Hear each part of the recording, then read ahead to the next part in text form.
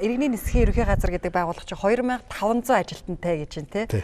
Ер нь манад нэг юм хандлага байгаад байдаг шүү дээ. Төрийн байгууллага руу орж ажиллах нэг диктатурны нэг юм хэвшсэн нэг юм соёл байгаад байдаг. Тэрэнд нь орж ажиллах хэцүү байгаад байдаг. Тэрний оронд хувийн байгууллагад ажиллах нь зүгээр ч гэдэг юм уу те. Бидний үеийн хүмүүс одоо шин залуу үеийнхэн ажилуулж тэдний одоо яг тэдний нөөц болцоог шавхаж ажиллуулахын тулд дарга биш менежер найз нөхөд байж харьцчиж тэд нартай хамт ажиллана гэж боддог. Бидний одоо намайг хүүхэд байх үеийн тийм одоо дарга нар бол одоо бол болохгүй л дээ.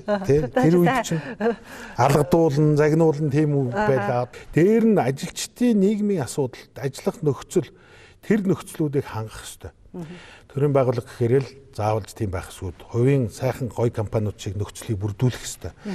Өнгөрсөн хугацаанд бидний ажилласан үр дүнгийн хувьд өссөн навигацийн орлогоороо бид нар ажилтны нийгмийн асуудлаа шийдэхин тулд 210 хүүхдийн цэцэрлэг барьлаа.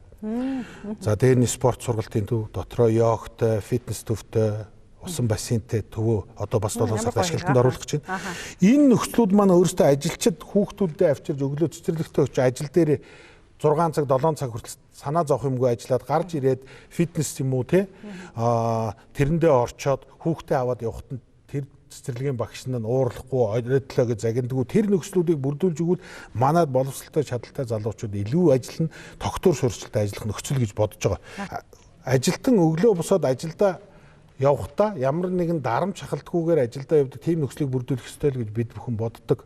Нэвтрүүлгийн хамтран ажиллагч Төрийн банк